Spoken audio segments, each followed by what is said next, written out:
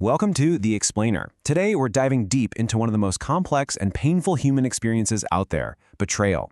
And we're going to use a timeless story as our guide to really understand how it works from the inside out. I mean, just imagine hearing those words. The deepest pain, the wounds that really stick with you, they don't come from your enemies. They come from someone you trust, someone in your inner circle. All right, so here's our game plan. We're going to walk through 5 key stages to really see how betrayal takes root, and, most importantly, how we can steer clear of that path ourselves. You know, the source material makes a really powerful point here. The most gut-wrenching part of this story isn't the warning about all the bad stuff that's coming. No, it's the simple, brutal fact that the traitor was one of their own. This one phrase just says it all, doesn't it? It's about intimacy. It's about sharing a meal, sharing your life.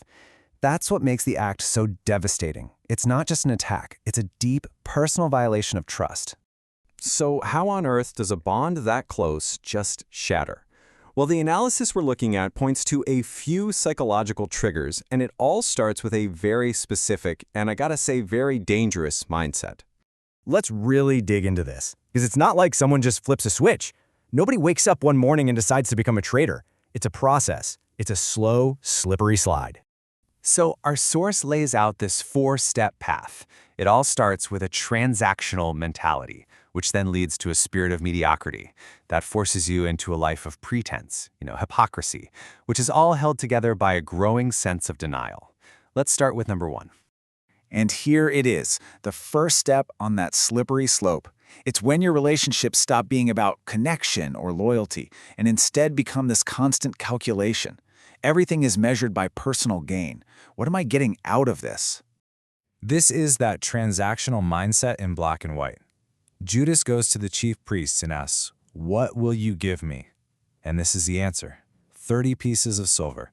A price is put on a person. But here's the context, and this is what's truly staggering.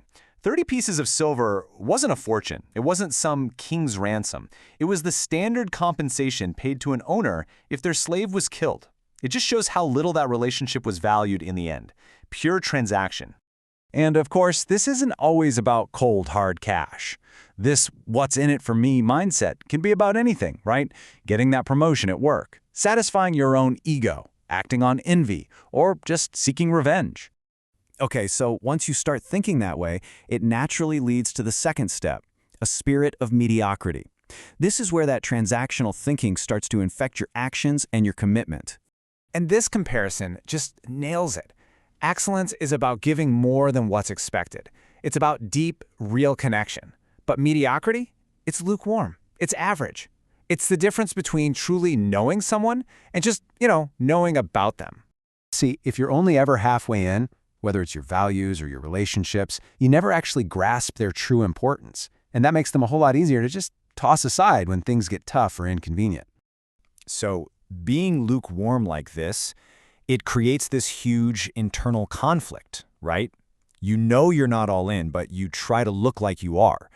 And that act, that pretense, is totally impossible to keep up without the next crucial step, denial. It's a chain reaction.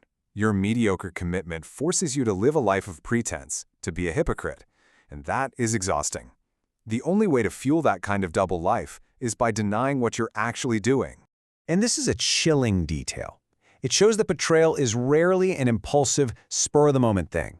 It's a project. It's the end result of nurturing all these little compromises, telling all these little lies, until they grow into a full-blown conscious plan. So, it all starts small, ignoring that little voice in your head, making one tiny compromise, telling yourself it's no big deal. But each one of those small acts builds on the last, and if you keep fertilizing them with denial, they grow into something monstrous. Okay, so we've walked down this pretty dark path. Now for the most important part. How do we avoid it? How do we make sure we never end up on that slope? Well, our source gives us 3 really clear antidotes. First, just don't give compromise a foothold. Don't even open the door a crack. Second, be radically honest with yourself first and then with others. Let that be your shield. And third, make a conscious choice to use your intellect, your energy, for positive things. Because at the end of the day, betrayal isn't your destiny. It's not something that just happens to you. It's a choice. And the opportunity to betray, in big ways and small, it's going to come up for every single one of us. The only question is, what will you choose?